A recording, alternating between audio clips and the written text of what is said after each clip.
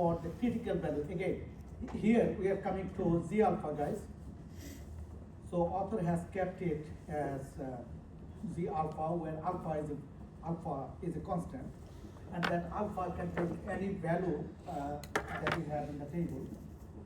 And that I'll talk about this alpha in the coming example, which has another meaning. But here in the exam, I may give some numerical values of alpha, and then you will be using the table to find Z alpha. So here author has asked the expression for the critical value Z alpha, but I may ask to find the numerical value, or you will need to find the numerical value of Z alpha using the table, and then use that numerical value to find certain probability. So that's what I may give it in the exam. So that's where that table 8.1 comes handy, because you don't want to,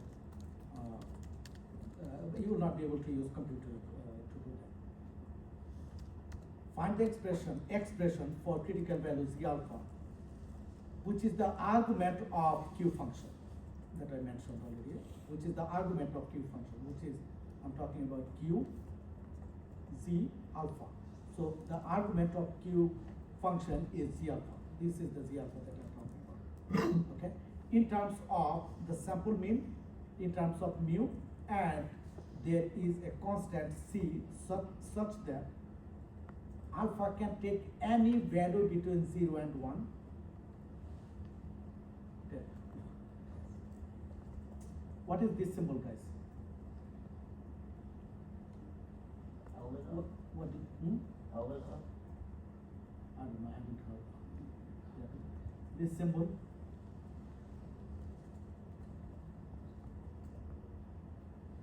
it's actually, in set theory, it is called in. In set theory, it is called in. But Greek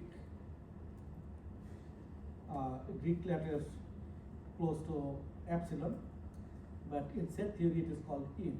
And then the way you generate this symbol in Markdown when you write comment is basically this slash in. Okay. Now, what is this symbol? What is this symbol, guys? Just think. Does it mean out? Yeah, you are very close. Actually, in is this way, and you just reverse this spelling. It's called knee. Okay. Okay. Okay. So you just reverse this spelling. It's called knee. So in is this symbol, and then you just reverse this spelling, N-I. And it is going to generate this symbol, knee. So 0, 1. 0, 1, this open parenthesis, this parenthesis means open interval, which means that alpha can take any value between 0 and 1, but not 0, not 1. So this alpha is going to be basically the probability that the difference between sample mean, which is a random variable, and the expected value has to be greater than certain constant. So I want to find the critical value expression for critical value Z alpha, which is basically the argument of this Q function, in terms of these parameters, so that it follows, it satisfies this relation. So solution 2.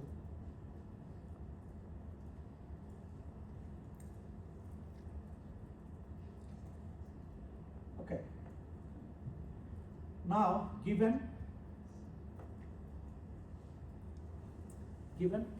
yeah, write down this solution. In the book, the solution is quite long, but I'm going to make it very concise and more direct. Yeah, that's what I'm here for. So given alpha equals probability that x sub n bar minus mu greater than c. So this is what we are given. Okay? You start with that. What is given, you start with that.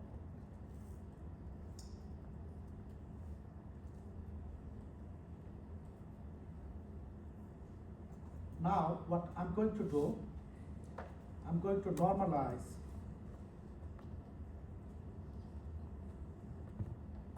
this random variable. Normalize, because we are going to use central limit theorem. Normalize. So how you normalize is basically probability that u divided by x sub n bar minus mu and u divided by the standard deviation of the sample mean, which is sigma sub x over square root over n. Greater than, because you are dividing this quantity with this standard deviation, you divide this side as well. Sigma sub x over square root over n. Okay. So now this becomes a standard normal random variable using central limit theorem.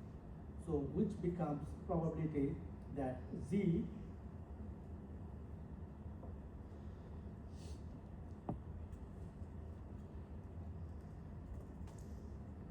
sub n greater than c over sigma x square root over.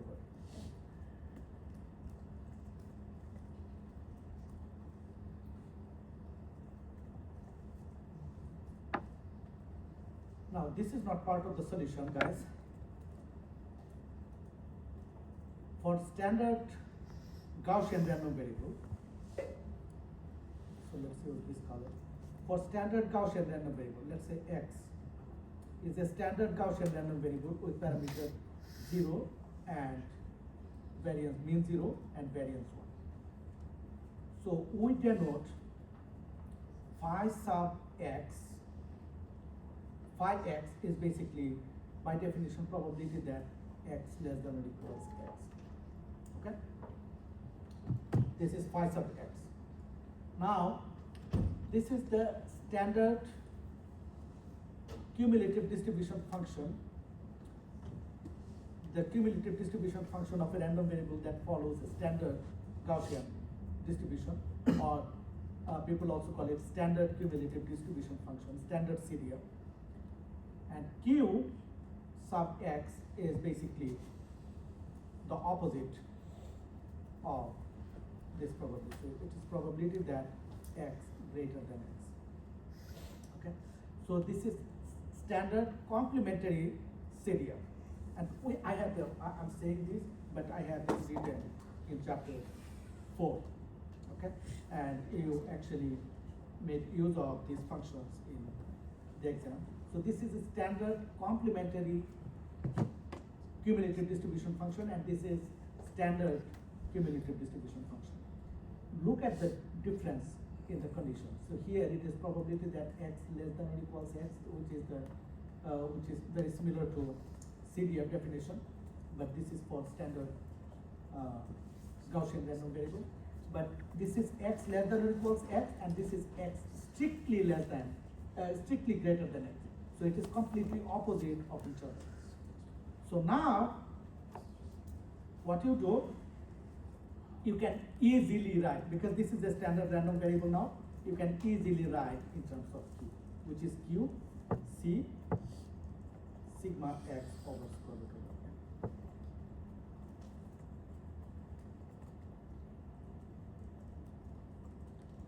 So now this is the argument of the q function, therefore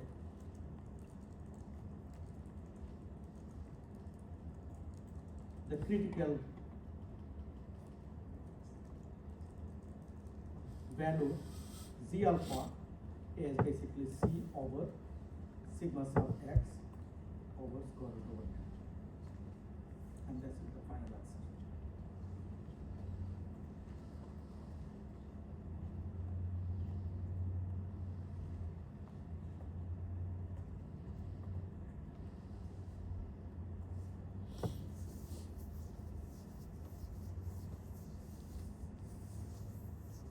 now you can say where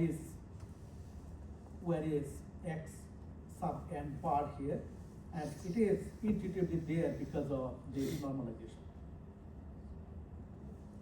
So we have the other parameter sigma sub x, we have c, so all of the parameters are there. So this is another answer, and then find the one-tail probability alpha using Q function.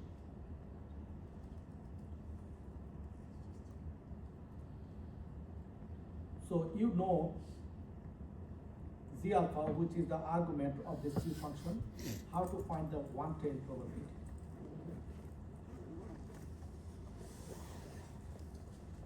So which is number 3. One-tail probability alpha is basically probability that C n greater than Z alpha.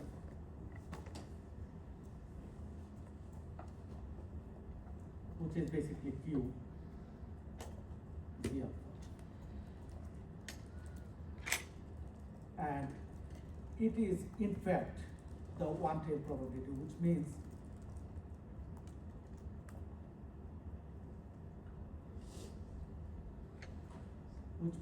that your Q, I'm going to use different color. So your Q would look like this. This is Q function. Okay. And then here it is going to be your Z alpha, and I'm talking about this state. And you will see similar picture in the book as well. Similar figure.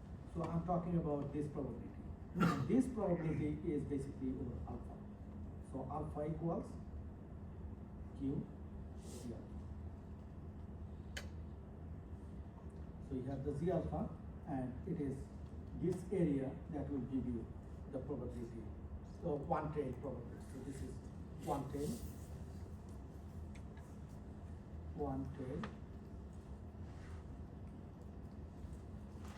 probability.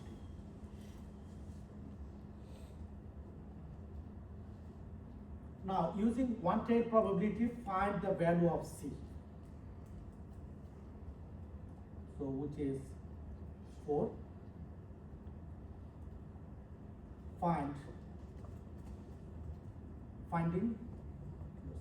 Finding desired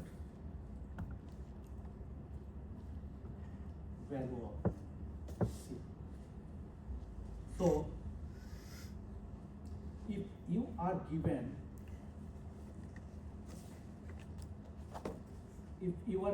alpha equals Q C square root over n over sigma x,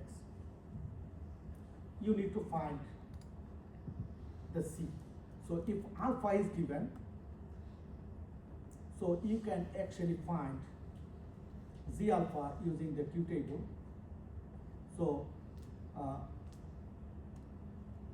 which is basically Q of Z alpha. Now Z alpha equals Q inverse of alpha. So if alpha is given, you can actually find Z alpha from the Q table. And this Z alpha is nothing but your C square root over n over sigma sub x. So you are required to find the desired value of C, this constant. So this C is going to be sigma sub x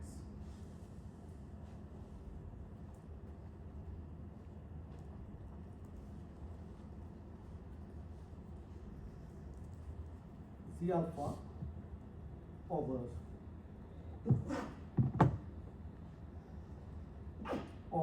square root over n, which is basically sigma sub x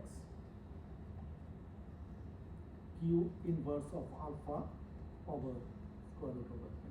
So this is the final answer. So that is the constant value. So C is going to be sigma sub x Q inverse of alpha over square root over n.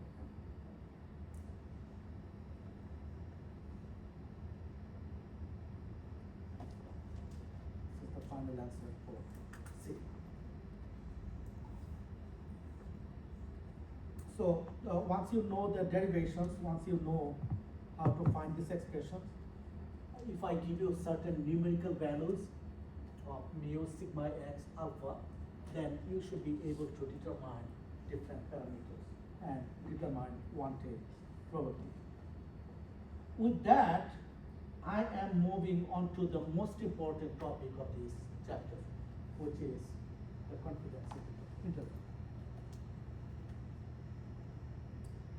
I wrote most of the theory, and I have one example, and I typed the solution of that example as well. So that should not take long time. So let's move on to the most important topic of this chapter, which is the confidence interval. Confidence interval. You will see this topic, this terminology a lot, and you heard about this confidence as well. In statistics with this confidence interval is meaningless. You actually cannot think anything without this confidence interval. So statistics, one of the main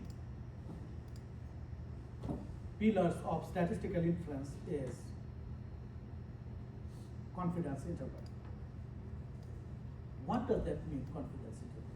So let me explain, let me talk a little bit about it. Let me explain. Confidence interval. Guys, let me start with this, what I have in this example. Resistance. As an electrical engineer, we know resistance. And you have a resistance, two terminals A and B. The resistance R is unknown.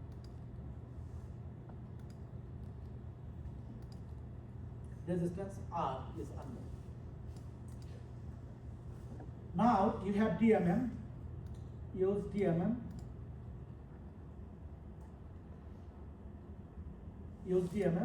and you pass these two terminals to this DMM, and you get output, some measurements,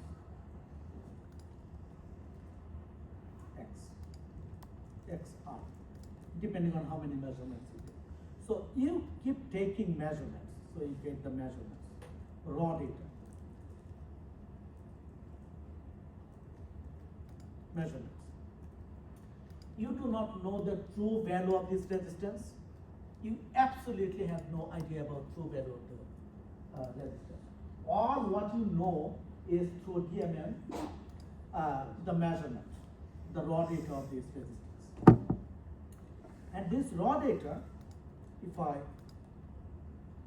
I plot this raw data, let's say this is R. R is the true value of the resistance, which is unknown.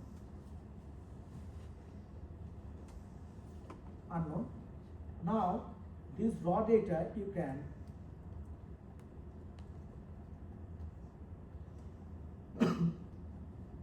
see, you can actually plot them, and you will see that they will be around this.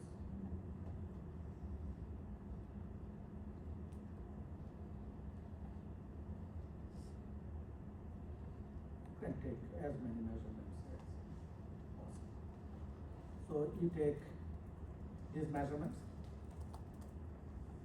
Now, what is confidence interval? Confidence interval means that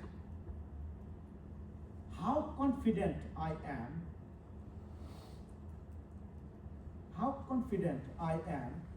that my measurements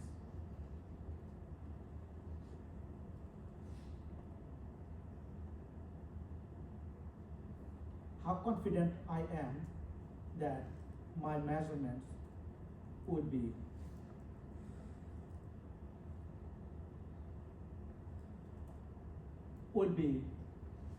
in this interval.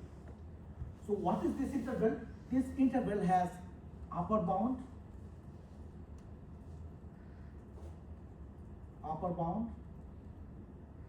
and this interval has lower bound. So this interval has two bounds, upper bound and lower bound. So all what it says that the confidence interval says that if we know the upper bound and lower bound, we are somewhat confident. At what level of confidence that we'll talk about? What level of confidence we are. So confidence interval is basically nothing but upper bound and lower bound of the true value. Because true value we do not know, all what we know is upper bound and lower bound, and that's called the confidence interval.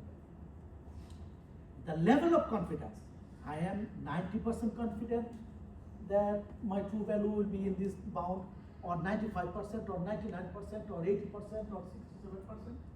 It depends on the confidence interval that we are going to determine. So the percentage is called confidence coefficient. This percentage that we are going to talk about is called confidence coefficient. So we will go through all these terminologies based on what we have just I have just explained. So now you know what I'm talking about. Okay, I want to find this confidence interval, and let's go back to the theory. Okay, so this theory now it's going to be a piece of cake for you to understand this theory. Here, okay, you are getting measurements x1, x2, dotted, x sub n number of measurements from that resistance using DMN. So you have n number of measurements. Now you should be able to find the sample mean, because these are random measurements. Therefore, sample mean is going to be random as well. That will follow some distribution, but this is a true mean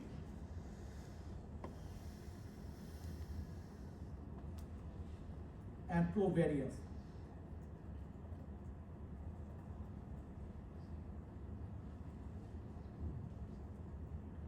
True mean, you can think of that R, that we do not know. We absolutely have no idea.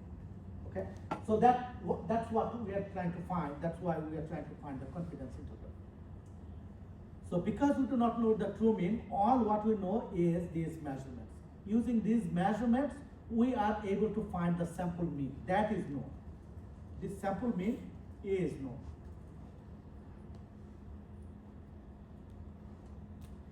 So given the samples, this sample mean is known. Now we are going to use the same trick that we did for central limit theorem. That okay, so we take many measurements, and then using central limit theorem, we normalize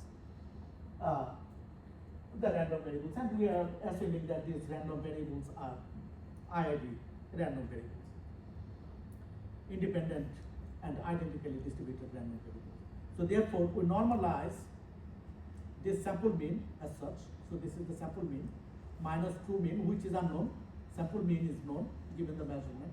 True mean unknown, and then sigma, and then over square root over n, and this standard, this normalized random variable is going to follow the standard Gaussian distribution.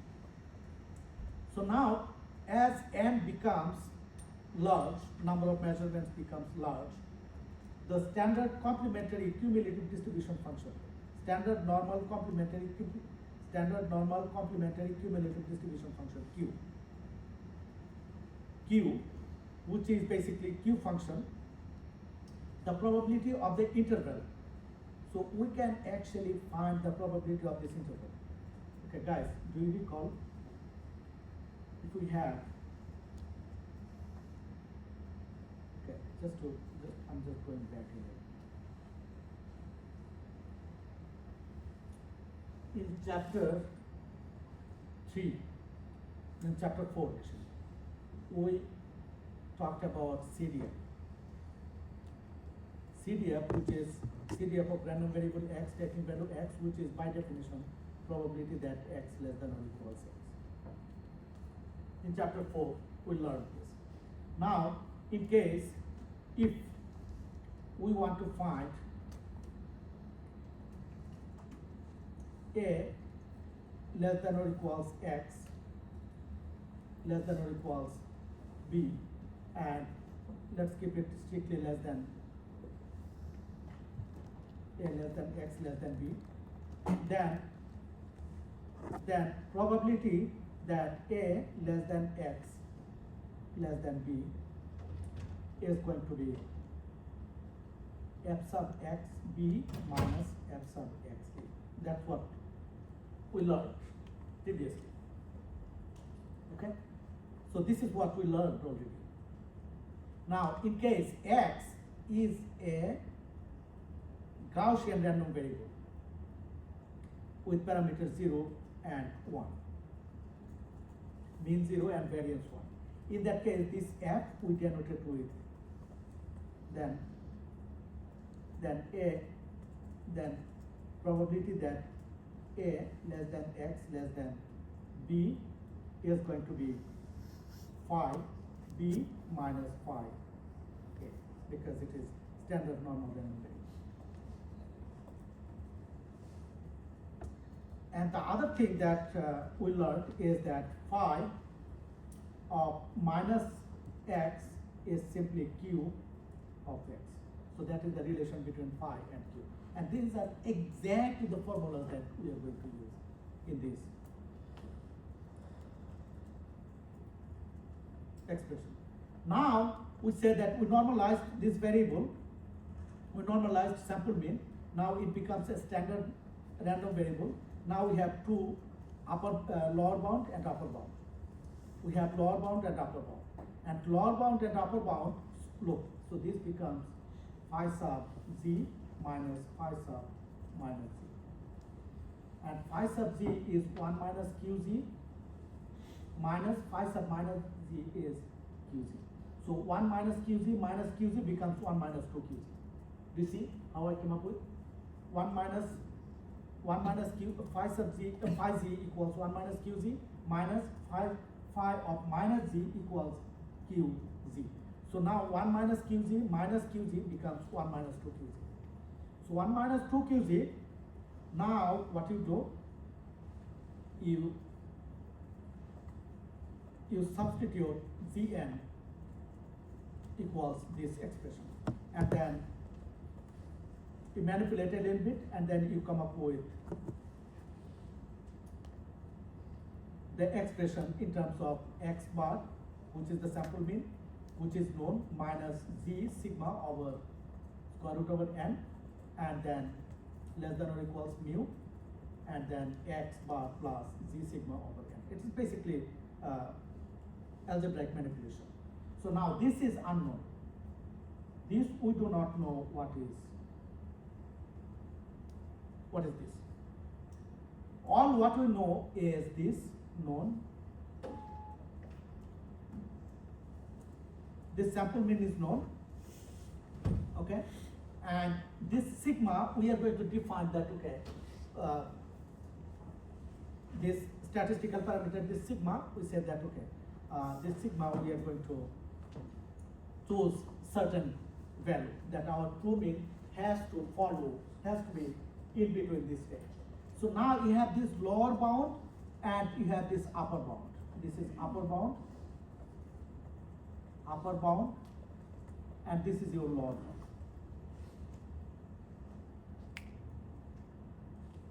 Lower bound.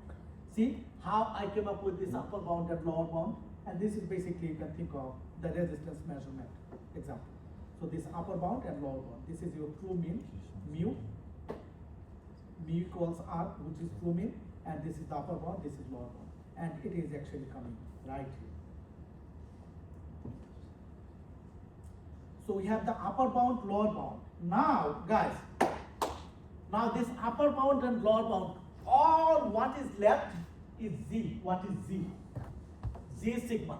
Here, this lower bound, upper bound, we know sample measurement, we know measurements, therefore we can find what is the sample mean. And how many measurements we took, we can actually count how many measurements we took. Now we can create the square root, we know this value.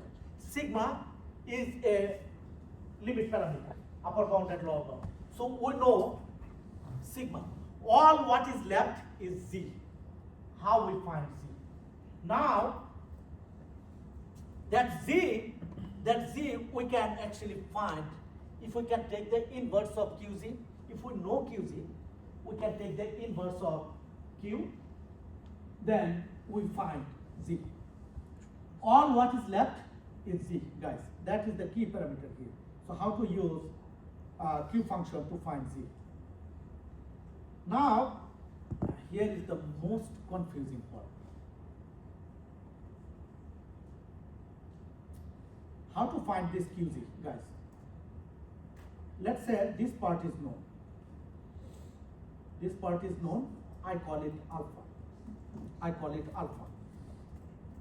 So now, because this part is known, I say that 2qz, guys, you will be confused. See, the author has used one terminology, one symbol, and people get really confused here.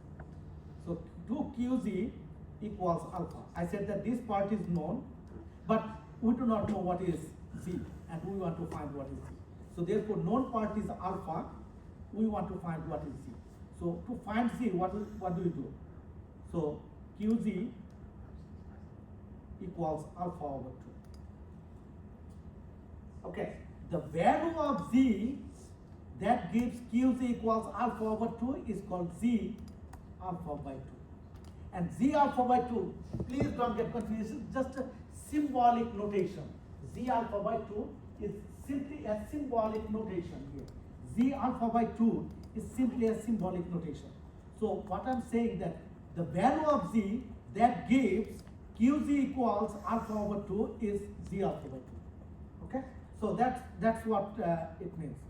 It's not you divide alpha by 2, but it is in fact the value of z that gives qz equals alpha by 2 is I denoted with z alpha by 2. And actually author has denoted with the same meaning. So that's why I replace it with z alpha by 2. So now how to find alpha? This alpha is basically given to you. Alpha is basically given to you. What is alpha? Alpha, usually these parameters 0.1, 0.05, 0.09. Okay, if it is 0.05, so 1 minus alpha is what? 0.95. So 0.95 times 100 is 95%, which means that you are 95% confident that your true value, your true resistance is going to be between this lower bound and this is upper bound. So now what is z alpha by 2? So I'm just going to give you one example. Look, so let's say I want to find what is the 95% confidence interval of 100 measurements. So using 100 measurements, you find what is sample mean, and then I give you certain parameters sigma, okay, and you already have square root over n, which is 10. Okay. Now how to find z alpha by 2? So you go to this table. This table says that alpha equals, I said that alpha equals 0.05, which means alpha over 2 is 0.025, and then you take the corresponding value right here, so 1.96, and you substitute that 1.96 right here, so you now know 1.96 to find 95% confidence interval, and you know square root over n, you know this sample mean, so therefore you know the lower bound, you know the upper bound. So therefore you know you can find this lower bound and upper bound. So this lower bound, upper bound is very important, and I actually use this a lot. And you can use this function to find the inverse of this phi. okay? And basically you will be using Q table. Now what you do, it's not only resistance measurement, this confidence interval is used for vehicle navigation problem, because vehicle navigation, what you get is just measurements through sensors. Now, how confident the vehicle is that it is going to be on the road or not? Okay, so 99% confident or 90% confident, and how much noise it can tolerate. So I always give one example in robotics. Here, for example,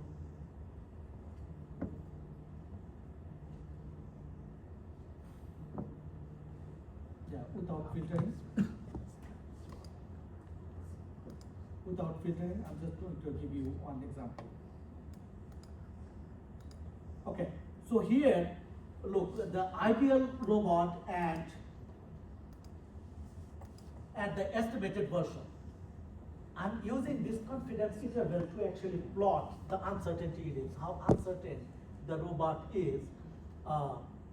That robot will be following the true robot. The blue one is the estimated one, and the blue one is the ideal one, and the red one is the estimated one.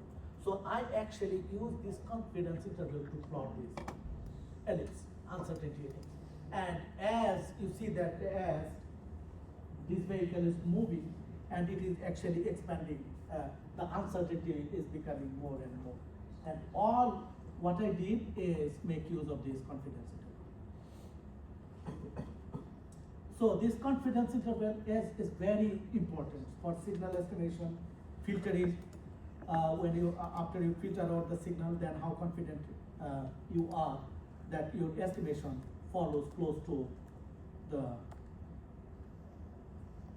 the ideal signal.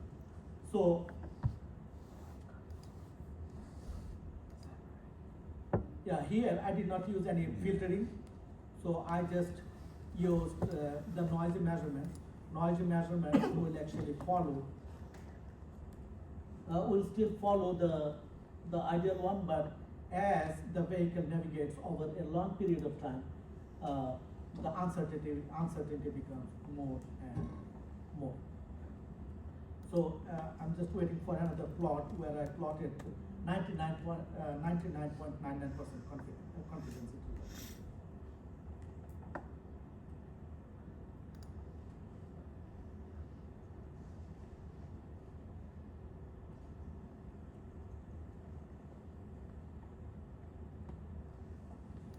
Plot that.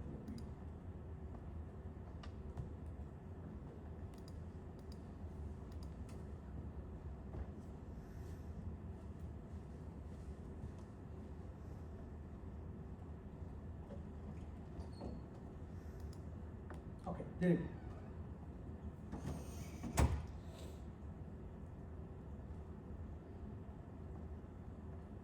So yeah, I don't need to show this.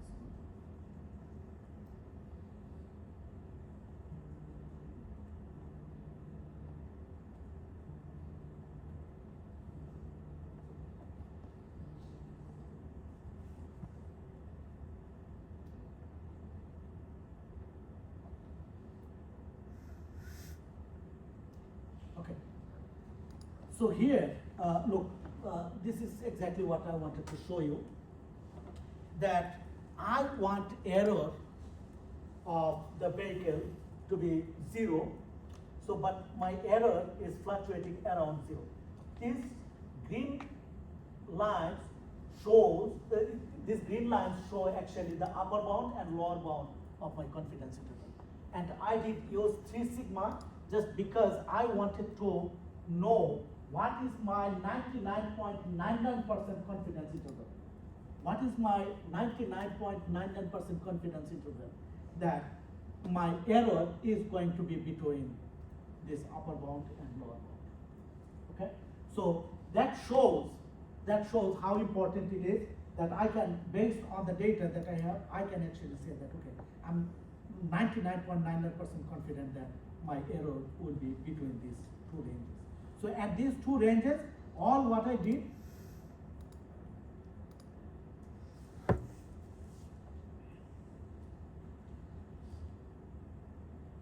I made use of this equation to find the matter. It's not straightforward. This equation is much more complex one that I showed you. It's for highly nonlinear system. But here it shows all what it shows is two different equations that are using the basic version of formula is using, which is equation number 2. Okay, so that actually shows how important this equation is, and then you move on to this example. And I know that this example is not going to take a long time. I tried the solution here. So here, I already explained the problem, which is the resistance. You measure the value of a resistance through multimeter, and then N is basically the noise. So the true value plus noise is going to be your measurement value. So now the R is the true resistance, which is unknown, and noise follows Gaussian distribution with parameters 0 and certain variance, sigma n square. Find the expression for the 95% confidence interval of resistance R.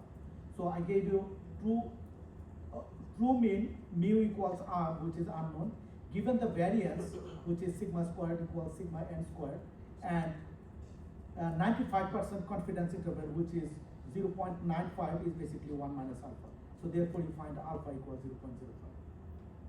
So 1 minus alpha is called confidence level or confidence coefficient. Okay, so we have 1 minus alpha equals 0.95, you find alpha equals 0.05. So therefore you will be able to find what is Z 0.025 from the table.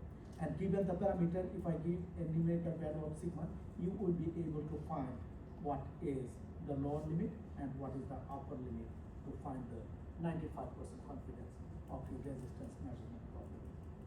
Okay, so that concludes chapter 8. Now let's try to finish.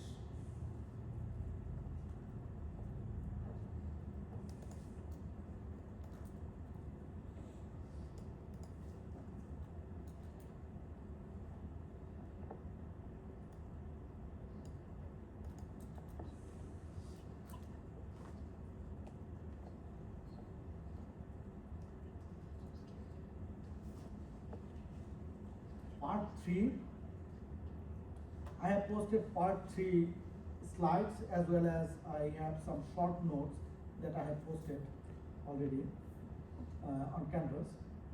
So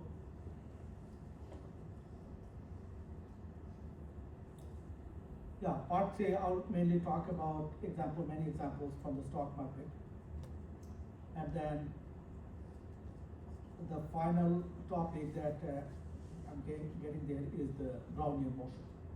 Okay, so this is the topic, and your next computer assignment is going to be based on Brownian motion. On Friday I'm going to talk about that. And today, let's conclude today's lecture right here. Does anybody have any questions? No? All right, guys, then I will see you on Friday. You have class in